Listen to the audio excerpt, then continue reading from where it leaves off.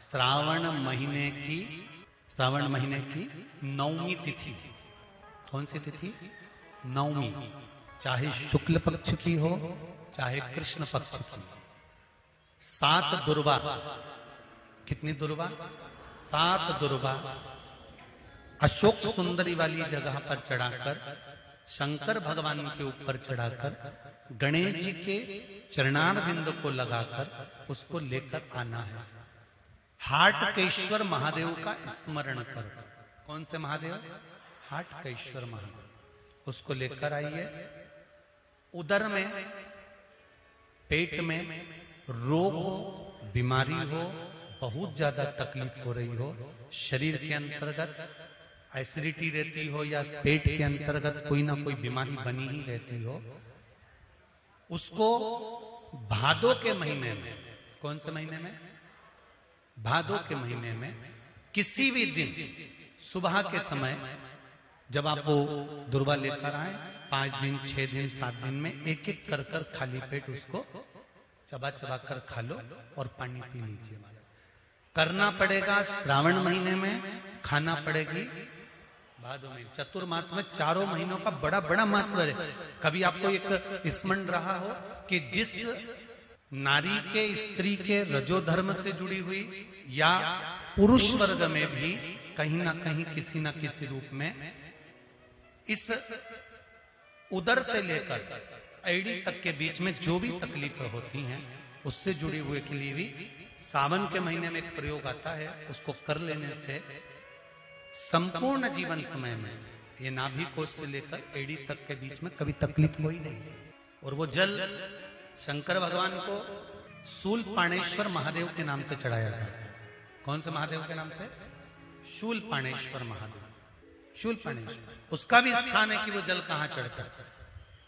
तो पहले तो नवमी तिथि का दुर्वा प्रयोग भगवान शंकर को समर्पित करते हुए, अशोक सुंदरी वाली जगह पर समर्पित करते हुए श्री गणेश जी महाराज को कहकर, आपको याद होगा जिस समय पर श्री गणेश जी महाराज कुबेर जी महाराज के घर में भोजन करने गए थे, सारा अन्न भगवान गणेश जी पा गए थे, तब शंकर भगवान ने दुर्वा भेजी थी। ये दुर्वा जब गणेश जी को भेजी गई थी तो वो औषधि के लिए भेजी गई थी कि गणेश जी ने ज्यादा पा लिया है तो शरीर में रोग ना हो जाए, पेट में कोई रोग ना हो जाए। तब शिव जी ने भेजी थी अशोक सुंदरी के माध्यम से। इस दुर्वा का प्रभाव रोग मुक्ति के लिए किया गया। रोग दुर्वा। शुक्ल पक्ष की नवमी तिथि पीला चंदन घिसकर उस चंदन को एक सुंदर पीपल का कोमल पत्ता, कोमल पत्ता मतलब एकदम, एक तो पीपल का होता है कड़ला पत्ता, एकदम कड़क हो जाता है, और एकदम होता है कोमल पत्ता। उस पीपल के कोमल पत्ते पर पीला चंदन घिसकर, जो वो चंदन होता है, उस चंदन को घिसकर उस चंदन को उस पत्ते पर रख ले। और महाराज उस पत्ते को मध्याह्न के समय पर, जैसे जब सुबह के समय पर सारी पूजन हो जाए, अर्चना हो जाए, भगवान शिव के मंदिरों में जल समर्पित हो जाए, उसके बाद में जब बाबा एकदम आनंद में विराजे हों, तब जहां शिवलिंग रखा होता है, जैसे ये शिवलिंग है और ये कटी भाग जहां शिवलिंग रखा हुआ है, इस कटी भाग पर जहां शिवलिंग रखा है उसके पास में ही 3 उंगलियों से चंदन का लेपन उस कटी भाग पर करना है। जो उंगलियां लगी रहेगी उसी को अशोक सुंदरी वाली जगह पर स्पर्श करना, और अशोक सुंदरी वाली जगह पर स्पर्श कर कर कुछ देर तक चंदन लगे रहने देना है। उसके बाद में उस चंदन को वापस निकाल कर लेकर आना है। कटी भाग पर जो लगाया गया है उसको भी निकाल कर वापस लेकर आना है। फिर बाबा का स्नान नहीं कराना है, केवल चंदन लेकर आना है, उसी पीपल के पत्ते पर रखकर। एक डिब्बी में उस चंदन को आप रख लीजिए कुछ दिन। जिसकी नेत्र ज्योति कमजोर है, चश्मा लग रहा हो, श्रवण शक्ति कमजोर हो, सुनाई कम दे रहा हो, उसके कंठ से इस ठोड़ी तक उस चंदन का तिलक लगाना प्रारंभ कर दिया। और नेत्रों के नीचे थोड़ा सा वो चंदन लगाना प्रारंभ कर दीजिए।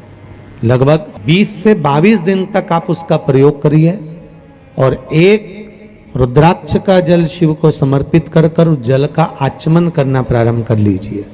लगभग 22 दिन लगेंगे।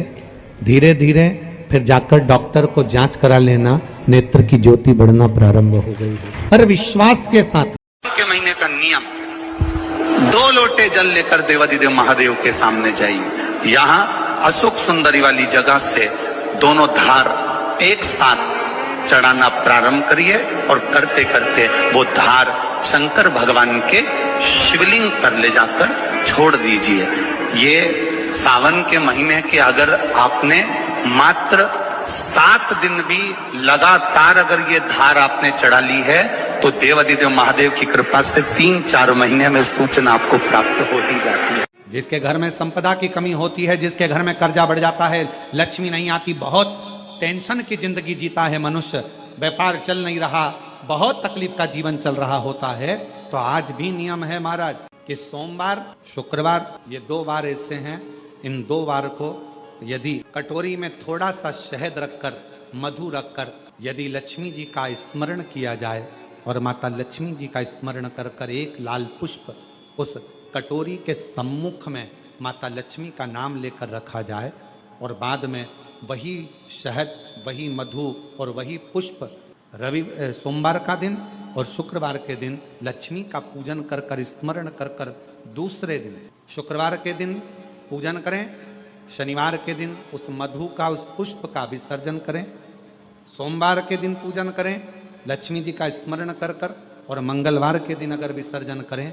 5 या 7 सोमवार या शुक्रवार को यदि आप मधु का भोग लक्ष्मी जी को लगाना प्रारंभ कर दें, शिव का नाम स्मरण कर कर, तो उसके घर में कभी संपदा की कमी नहीं होती। लक्ष्मी उस संपदा को, और हम तो यहां तक कहेंगे, प्रयास करो, अगर आपके घर में छोटा सा शिवलिंग विराजमान है, आपके घर में अगर छोटा सा शंकर जी का शिवलिंग है, छोटा सा शंकर भगवान का शिवलिंग है, या आपके घर में कुबेरेश्वर धाम का कंकर है, और आपके घर में यदि शंकर भगवान का शिवलिंग है, या सीहोर का रुद्राक्ष हो, या शंकर भगवान का शिवलिंग हो, या कंकर शंकर हो, तो निवेदन है जहां पर भी शिवलिंग आपके घर में विराजमान है, अगर छोटी सी कटोरी में एक बेलपत्र को आप नीचे रखिए, छोटी सी कटोरी उस बेलपत्र के ऊपर रखकर उसमें थोड़ा सा मधु, शहद, शंकर भगवान की साक्षी में शिव जी के सामने अगर शुक्रवार की शुक्रवार रखना प्रारंभ कर दो, धीरे धीरे संपदा की वृद्धि अपने आप होना प्रारंभ होगा। मधु देवी भागवत का यह प्रसंग है, 6ठे स्कंद का 16वां और 17वां अध्याय देवी भागवत का वर्णन करता है। मां लक्ष्मी पृथ्वी पर आ गई, रात्रि को देखा कहीं स्थान नहीं, एक बूढ़ी के स्थान पर, बूढ़ी के दरवाजे पर जाकर विनय करी, शहद मधु पाने को मिला, वर दे दिया, मैं तुझे वर देती हूं, तेरे घर में कभी संपदा की कमी नहीं आई। तूने मुझे मधु दिया, तूने मुझे शहद दिया। 56 भोग दीपावली के दिन माता लक्ष्मी को लोग लगाते हैं, ढेरों सारा गुजिया, पपड़िया, बर्फी, चक्की, मठरी, खाजे, पपड़िया सब लक्ष्मी जी को भोग लगाते हैं।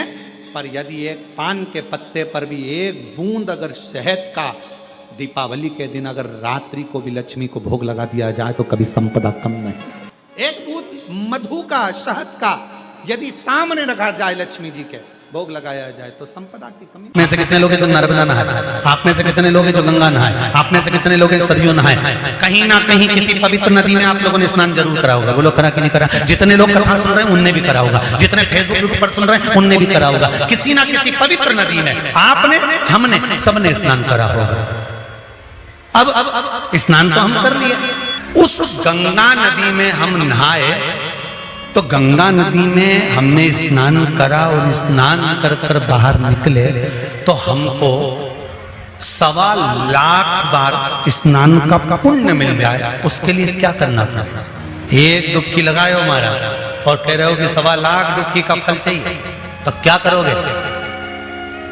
1.25 लाख डुबकी का फल पाने के लिए क्या करना पड़ेगा? केवल एक काम, जिस पवित्र नदी का स्नान कर रहे हो उस पवित्र नदी की बालू का, बालू मतलब रेत का, बालू का शिवलिंग का निर्माण करना, उसका पूजन करना, पूजन कर कर जो बत्ती बत्ती जोड़कर 108 बत्ती बनाई है, पूजन कर कर एक दिए में वो बत्ती उस जो बालू का शिवलिंग बनाया है, पार्थिव शिवलिंग का निर्माण करा है, जो तुमने किसी गंगा, सरयू, नर्मदा, क्षिप्रा, मंदाकिनी, नर्मदा आदि पवित्र नदियों के तट पर स्नान करते समय तुमने जो शिवलिंग बनाकर पूजन करा है, उसके सामने वो बाती को जला देना, उसी से आरती उतार लेना, वो बाती वहां लगाकर छोड़ देना और छोड़ने के बाद उस शिवलिंग का फिर विसर्जन कर देना। विसर्जन कर कर उसी जल को अपने ऊपर छींट लेना। 1.25 लाख डुबकी का फल एक ही क्षण में प्राप्त होता है। इसको लक्षेश्वर महादेव कहते हैं, इसको लक्षेश्वर महादेव कहते हैं। और शुक्रवार के दिन माता लक्ष्मी के लिए अग्नि में आहुति दीजिए। महाराज, शाम के समय पर सूर्यास्त के पहले शिव महापुराण की कथा कहती है, अग्नि पुराण कहती है, नर्मदा पुराण कहती है, लिंग पुराण कहती है कि बेलपत्री के वृक्ष के नीचे, नीचे तो नीचे वो भी जाने तो यहां तक वर्णन किया शिव महापुराण में तो कि बेलपत्री का जो फल होता ना, बेल फल जो होता है, कहते हैं अगर किसी व्यक्ति के यहाँ लक्ष्मी की कमी होती है, संपदा की कमी होती है, जिसके यहाँ पैसा नहीं आता, धन नहीं आता, तो बेल का जो फल होता है, बेलपत्री का जो फल होता है, उस फल के गूदे को, बेलपत्री के फल का गुर्दा निकाल लो, सुखा लो, गाय के घी में उसको डुबो लो और शुक्रवार के दिन माता लक्ष्मी के लिए अग्नि में आहुति दीजिए। महाराज, शाम के समय पर सूर्यास्त के पहले ये जो आहुतियां हम बेले के गुर्दे के फल की गाय के घी में डुबोकर माता लक्ष्मी और भगवान विष्णु के नाम से देते हैं, महाराज 2 या 3 शुक्रवार करोगे, लक्ष्मी की कभी कमी नहीं आती, संपदा बढ़ती है। एक प्रयोग और कर कर देखना, कभी अगर मौका मिले आपको तो प्रयोग कर कर देखिए। लिंग पुराण के अंदर लिखा हुआ है, शिव पुराण में, लिंग पुराण में और स्कंद पुराण में कहा गया है कि अगर किसी ने बेले के फल को, बेले के फल का अगर थोड़ा सा भी गुर्दा पाया है, बेले के फल को खाया हो या बेल का रस पिया हो या बेल के फल का जूस पिया हो, अगर वो व्यक्ति का अनायास किसी कारणवश प्राण भी छूट गए हो, तो शिव महापुराण की कथा कहती है कि 27 दिन तक वो बेल के फल का रस उसके नस नस में रहता है, तो उस व्यक्ति को यम नहीं छूते, वो कैलाश पर निवास करता है। मर भी जाता है तो अधोगति में नहीं पड़ता, नरक नहीं भोगता, वो बैकुंठ पद का कामी हो, बैकुंठ का निवासी।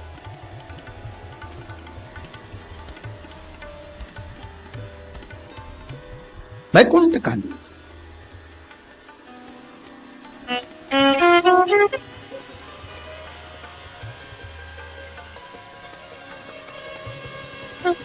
ये जो शिव जी को चढ़ती बेलपत्री हुई, शमी पत्र हुआ, मदार का पुष्प, आंकड़े का जो पुष्प हुआ, ये सब साधारण नहीं है। साथ शंकर का एक एक गुण तत्व ग्रहण करने वाले, शंकर का अनुमोदन करने वाले, शिव को एक एक वस्तु जो चढ़ने वाली साधारण नहीं। शुक्रवार के दिन बेलपत्री के वृक्ष के नीचे बैठकर घृत का दिया लगाकर शरीर में जो रोग है उसका स्मरण कर कर शंकर जी से विनय कर कर, हे भोलेनाथ, आपने शुक्र देवता को संजीवनी मंत्र दिया है, तो क्या आप मेरे को वो मंत्र प्रदान नहीं करोगे? मेरे रोग, मेरी बीमारी, मेरे दुख को आप नहीं हरोगे? शिव से कहो, ये शरीर आपने दिया है और भजन करने के लिए दिया है, स्मरण करने के लिए दिया है, कीर्तन करने के लिए दिया है, तो संभालोगे भी आप। और बेलपत्री की ओर मुख कर कर घी का दिया लगाकर महामृत्युंजय मंत्र का स्मरण कर लेने पर धीरे धीरे धीरे धीरे धीरे धीरे वो रोग समाप्ति की ओर आता चले जाता है। विष्णु पुराण कहती है, स्कंद पुराण कहती है महाराज कि भगवान नारायण स्वयं इस जड़ के नीचे अपना विश्राम करते हैं महाराज, इस जड़ के नीचे। प्रयास करा करो, एक चुटकी हल्दी, कितनी? मात्र एक चुटकी हल्दी, आंवले के वृक्ष के नीचे भगवान हरि हर महादेव, कौन से महादेव हैं? हरि हर महादेव के नाम से रखकर उस पर पूर्व मुख कर कर, पूर्व की ओर मुख कर कर जल समर्पित करना प्रारंभ कर दीजिए। आप अगर प्रयास करेंगे, शुक्रवार की शुक्रवार करें या नवमी की नवमी करें, अष्टमी की अष्टमी करें, प्रदोष की प्रदोष कर लें। बेलपत्री की मध्य पत्ती पर, बेलपत्री की बीच की पत्ती पर लगाया हुआ चंदन और पत्ती के 3 पत्तियों का जहां पर मिलन हुआ है उस जगह पर लगाया हुआ शहद शिव को जब चढ़ाया जाता है तो वो भाग्य की बेकार रेखा को भी बदल देता है। वो साधारण नहीं है।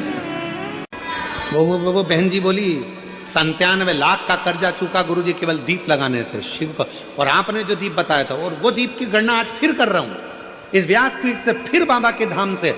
ये मीरा भयंदर की पवित्र भूमि पर अगर वो चरित्र सामने आया है और वो दीदी के माध्यम से अगर बात निकली है तो उन दीप की गणना फिर बोल रहा हूं इस व्यासपीठ से, फिर वर्णन कर।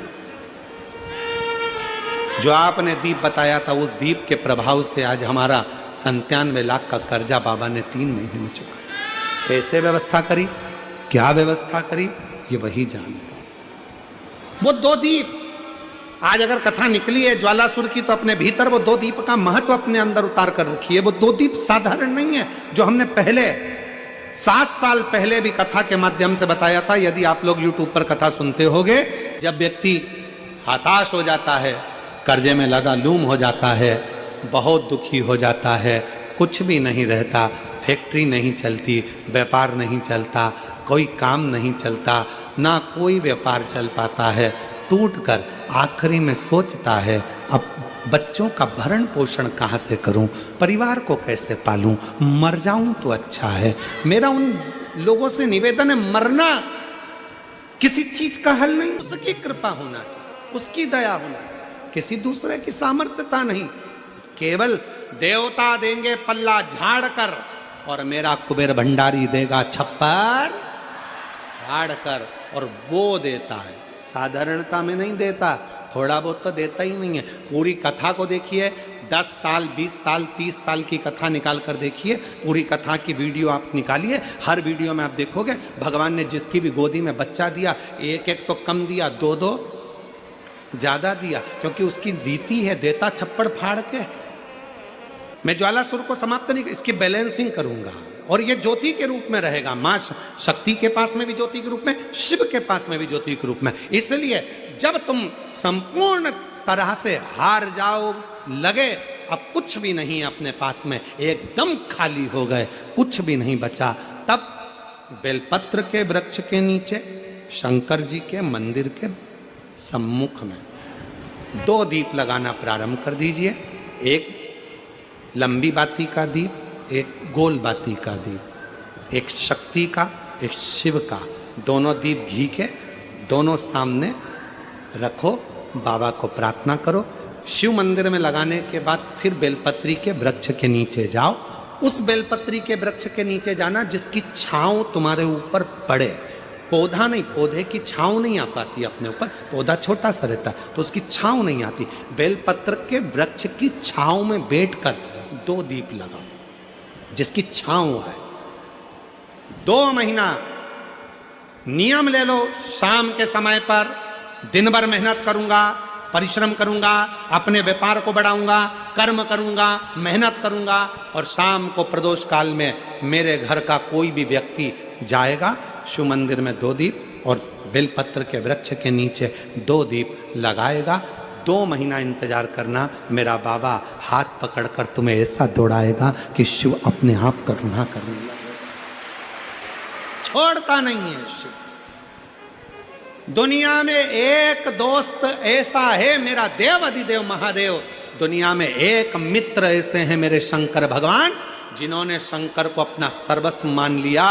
दुनिया में शिव वो दोस्त हैं, वो मित्र हैं कि संसार के मित्र भले छोड़ दें, पर मेरा महादेव अंतिम श्वास तक नहीं छोड़ता, हाथ पकड़ कर रखता। कोई कहे गुरुजी हमारा इतना कर्जा हो गया, गुरुजी इतना कर्जा हो गया। गुरुदेव वो कर्जा समाप्ति नहीं हो रहा, हमारा पैसा विदेश में उलझ गया, हमारा पैसा किसी ने खा लिया, हमारा पैसा नहीं आ रहा, हम तो जगह जगह से कर्ज ले लेकर अपना कर्जा चुका रहे, वापिस कर्जे में डूबते जा रहे। हमारा निवेदन है, शिव जी के मंदिर में भगवान शंकर को अगर आप जल चढ़ाने के लिए रोज जाते हो, प्रतिदिन जाते हो, आप जब शिव जी को जल चढ़ाते हो तो आप जल चढ़ाने के बाद अपने हाथ की ये 3 रेखाएं, ये 3 उंगलियां, अपने हाथ की ये 3 उंगलियां 3 स्थान पर स्पर्श करो। शिवलिंग का स्पर्श, जगत जननी दुर्गा भवानी अर्थात जिस पे शिवलिंग रखा हुआ है वो जलाधारी का स्पर्श, और तीसरा जैसे ये पानी चढ़ाने के बाद ये पानी यहां आता है और यहां से जो नीचे गिरता है, जितनी मोटाई शिवलिंग की जलाधारी की है उस जगह पर अपनी 3 उंगली का स्पर्श तुम रुकेश्वर महादेव के नाम से करो, और यही 3 उंगली लाकर अपने घर के दरवाजे पर स्पर्श करो। धीरे धीरे गया हुआ पैसा वापिस आएगा और कर्जे से तुम मुक्त जरूर हो। जितनी अड़चने, जीवन की जितनी अड़चने हैं, ये तुमरुका जी के नाम का स्मरण करने से, तुमरुकेश्वर महादेव का स्मरण करने से छूट जाए। यहां तक जिनके ब्लॉकेज बता दिए गए हैं, हार्ट में ब्लॉकेज बता दिए गए हैं, नसें ब्लॉकेज बता दी गई है, डॉक्टर ने कहा है कि बाईपास कराना पड़ेगा। हम यहां तक कहें डॉक्टर का इलाज कराते रहो। डॉक्टर शिव का एक रूप होते हैं, भगवान शंकर का एक स्वरूप अगर कोई है तो वो पूरी दुनिया के डॉक्टर हैं। आप उनका कहना मानो, पर उनसे निवेदन करना, डॉक्टर साहब ऑपरेशन कराएं, कम से कम 10 घंटे दे दो, 10 घंटे के बाद ऑपरेशन करा लेंगे, 2 दिन दे दो, उस बीच में जाकर जल चढ़ाना तुमरुकेश्वर के नाम से 7 बार, एक ही लोटे का जल 7 बार तुमरुकेश्वर महादेव का नाम लेकर चढ़ाना, उसी जल को झेल कर लाना और तुमरुकेश्वर का नाम लेकर जिसकी नसें ब्लॉक है उस व्यक्ति के मुख में देना, और फिर 10 घंटे बाद डॉक्टर से कहना एक बार फिर जांच करो, धीरे धीरे नसें खुलना प्रारंभ हो जाती हैं तुमरुकेश्वर महादेव के नाम में। अड़चने जितनी आए, जितनी अटकलें आए, जितनी परेशानियां आए, जितनी जितनी तकलीफें, आप जब अड़चन में फंसो, जब अटकल में फंसो, जब कहीं तुम अटक जाओ, तब तुमरुकेश्वर महादेव का नाम स्मरण करें, तुमरुकेश्वर। और आज कहने में पीछे नहीं हटेंगे, दिल्ली की इस पवित्र धरा पर आप लोग इतने लाखों की संख्या में आए हैं और पूरा देश इस कथा को देख रहा है, पूरा विश्व इस कथा को सुन रहा है। हम यहां तक कहेंगे मेरी जीजियों, यदि आप गाड़ी से सफर कर रहे हैं, वाहन में सफर कर रहे हैं, ट्रेन में सफर कर रहे हैं, फ्लाइट में सफर कर रहे हैं, कहीं मार्ग से निकल कर जा रहे हैं और कोई अड़चन आपको दिखती है, वहां भी आप 2 क्षण के लिए तुमरुकेश्वर महादेव का स्मरण करेंगे तो आपका राह, आपका मार्ग सुलभ होना प्रारंभ। और आपका कोई काम उलझ रहा है, आपका कोई काम ऐसा है जो बहुत दिन से उलझा हुआ है, चाहे वो कोर्ट कचहरी का हो, चाहे वो किसी से जुड़ा हुआ हो, और वो नहीं हो रहा, तो स्कंद पुराण कहती है, हमारे खंड में भी वर्णन है शिव महापुराण, कि किसी भी नवमी को आप आंवले के पेड़ के नीचे घी का दिया लगाकर मौली, मौली मतलब हाथ में जो नाड़ा बांधते हैं, लच्छा, मौली, लच्छा, नाड़ा, हाथ में बांधने वाला पूजन वाला धागा लाल, घी का दिया लगाकर 5 परिक्रमा आंवले के वृक्ष की कर लीजिए और परिक्रमा कर कर धागे को वहीं पर छोड़कर थोड़ा सा धागा और अलग से लेकर किसी टहनी पर उसको कामना कर कर बांध दीजिए।